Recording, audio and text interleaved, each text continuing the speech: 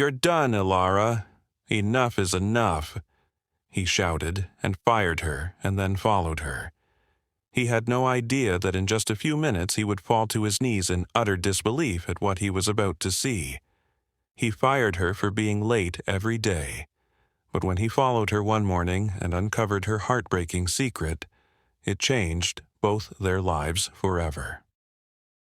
But we start the video. Let us know where you're watching this video, and if you like this story, don't forget to subscribe Story Store, and please share your thoughts about this story in comment section. Rain poured outside as Bennett Hale slammed the termination letter onto the cluttered front desk. "You're done, Ilara.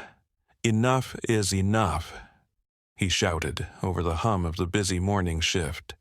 Phones rang, papers rustled, and somewhere a coffee machine hissed. But all Bennett could hear was the rush of blood in his ears and the sharp crack of finality in his own voice. Across from him, Ilara Winters stood frozen. Her hands trembled, clutching the edges of the desk like it was the only thing holding her up. Tears streamed down her pale cheeks, but she didn't argue, didn't beg. She simply nodded, lips parting in a whisper so soft it barely reached him. "I understand." Then, before he could even blink, she spun around and rushed out the door, her thin sweater already soaking under the pounding rain. For a long moment, Bennett just stood there, watching the glass door swing shut behind her. His chest felt strangely hollow. He didn't want to fire her. God, no. Ilara was brilliant, better than half the department combined, but she had been late, again and again, and there were rules, standards, and yet something gnawed at him, deep and relentless. Through the window, he caught a glimpse of her figure disappearing down the street, head bowed against the storm. A flash of guilt tightened around his throat. His fingers twitched against the keys in his pocket. "Don't. It's done," he told himself. But another part of him, the part that had noticed the dark circles under her eyes, the way she smiled even when it clearly hurt, ignored logic completely. On a reckless impulse he couldn't name, Bennett grabbed his coat, shoved open the door, and stepped into the downpour. The cold rain slapped against his face, but he hardly felt it as he jogged toward his car. His heart hammered violently against his ribs. He had no idea where she was going, no idea what he would even say if he found her. But something told him, begged him to follow. He had no way of knowing that in just a few minutes he would fall to his knees in utter disbelief at what he was about to see. Bennett's tires screeched as he swerved through the congested morning traffic, never letting Ilara's battered blue hatchback out of sight. She wasn't heading home, he was sure of that now. Ilara weaved through narrow alleyways and side streets, cutting corners like someone who knew all the forgotten roads of the city.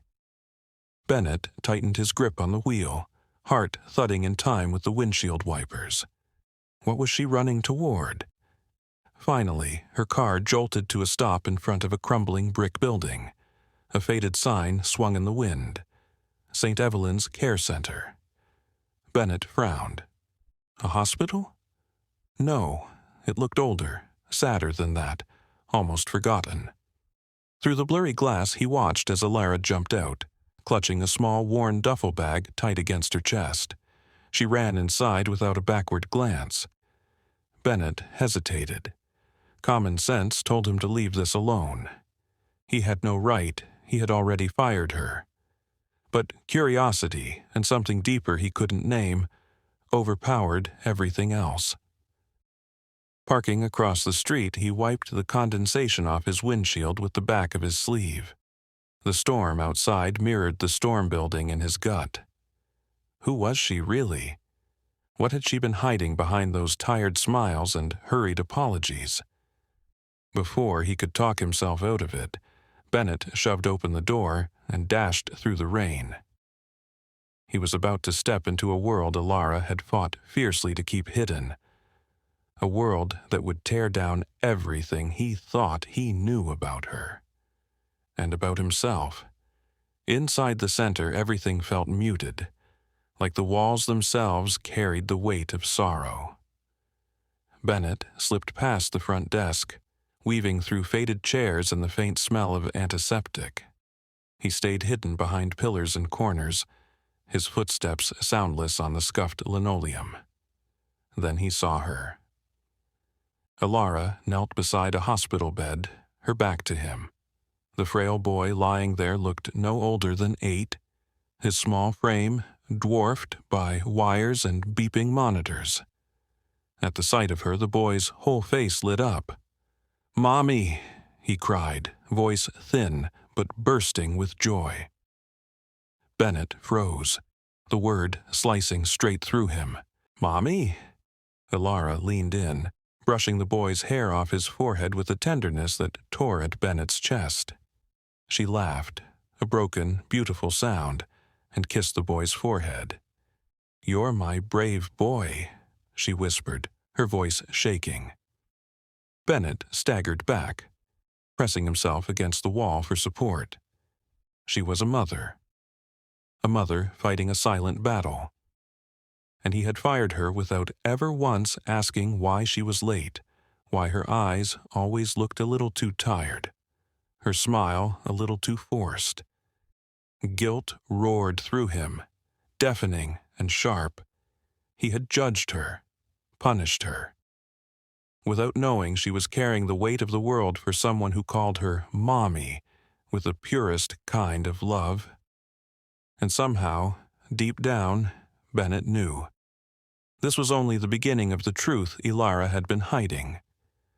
Bennett barely had time to duck behind a column before a nurse appeared, speaking too loudly to ignore. "Alara, the experimental treatment, you need to submit the deposit by Friday or we lose the spot."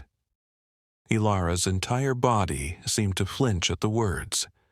For a moment, her brave smile cracked, and raw fear flashed across her face. But then, forcing a smile for her son, she tucked the fear away like a secret. "Thank you," she said quietly, smoothing the boy's blanket. Bennett's throat tightened painfully. Treatment, deposit, Friday. She wasn't just fighting to care for her child, she was racing against time to save him. Everything made brutal sense now, the lateness, the exhaustion, the whispered phone calls. Alara wasn't careless. She wasn't irresponsible. She was a warrior, battling quietly, refusing to let her struggles become anyone else's burden. But why?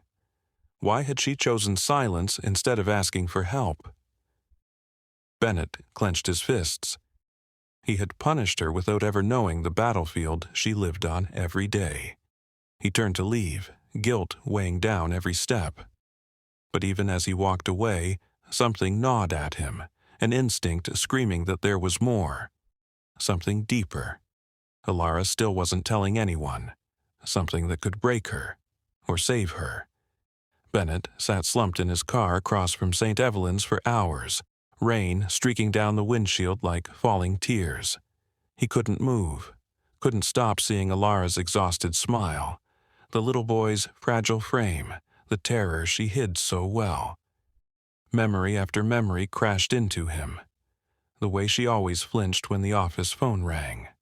The dark circles under her determined eyes. The way she never complained, never asked for leniency. She had carried this alone, because she thought she had to. Bennett raked a hand through his wet hair, a sick knot tightening in his gut. He had failed her. Not just as a boss, but as a human being. When Alara finally emerged from the center, she looked smaller somehow, weighed down by a world invisible to everyone else. She hugged that battered duffel bag tighter, like it was all she had left to hold on to. Bennett made a decision then and there. He would find a way to fix this, to help her. Even if she hated him for it, even if it was too late. What he didn't know was that Alara was guarding one more devastating truth. A secret that could shatter everything if he uncovered it, and he was already closer to it than he realized. The following morning, Bennett couldn't shake the image of Alara and her son from his mind. He couldn't work, couldn't think. On a sudden impulse, he made his way to the back office, where the lost and found box sat gathering dust. Alara's belongings had been left behind after her dismissal. Her jacket, her bag, a few personal items. His fingers hovered over the crumpled envelope that fell out when he opened the box. The handwriting was hers. He couldn't resist. He tore it open, and the paper inside was fragile, as if it had been read too many times. The letter read like a goodbye. "If anything happens to me, please know I tried my best. My son, Cole, deserves a life full of light, even if mine fades." Bennett's heart hammered as the words sank in. She was ready to give up. What had pushed her so far? Was she truly planning to vanish, or worse? A rush of panic clawed at his chest. He couldn't let her disappear. Not like this. He had to find her. Before it was too late. Before the secret she had locked away destroyed everything. Bennett tore through the city streets, heart pounding like a war drum. He raced back to St. Evelyn's, desperate for any trace of Alara. But the receptionist only shook her head.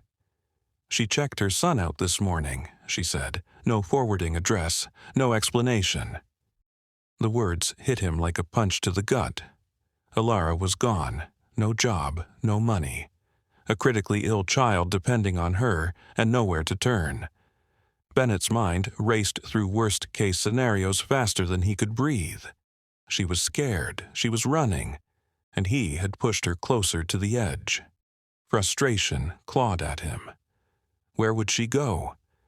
Then he remembered a conversation weeks ago, almost forgotten, the charity auction. Alara had once dreamt of attending, praying for a miracle she could never afford. A long shot, but the only shot he had. He didn't waste another second. Spinning on his heel, he raced back to his car, tires screeching against wet pavement as he sped toward the glittering halls of the city's wealthiest event. Because now, it wasn't just about finding her. It was about saving her, before her hope ran out for good. The ballroom gleamed with opulence, the air thick with wealth and anticipation. Bennett stood at the edge of the crowd, eyes scanning frantically. He needed to find her. He had to. And then, there she was. Alara sat at the farthest table, a stark contrast to the glittering guests around her. She was dressed simply, in a hand-sewn dress that looked too worn for such a place. Yet there was something undeniably dignified about her presence, even in the middle of all this wealth.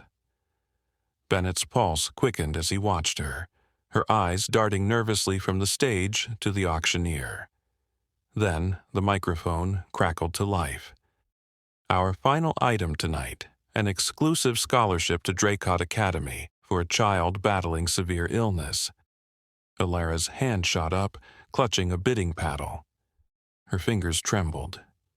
Bennett's heart sank. She had no money, no chance. This was her last shot. But the glint in her eyes told him she wasn't backing down. She wasn't giving up. A realization hit him hard. She wasn't just here to win a scholarship. She was fighting for her son's future. And Bennett knew he had to step in. Before the bidding could even start, Bennett's legs moved without thinking. He marched up to the stage, grabbed the microphone, and stunned the room into silence. "I'll pay double the scholarship fee," he announced, voice steady despite the adrenaline coursing through him, "but on one condition." The crowd murmured in confusion. He paused, letting the tension build.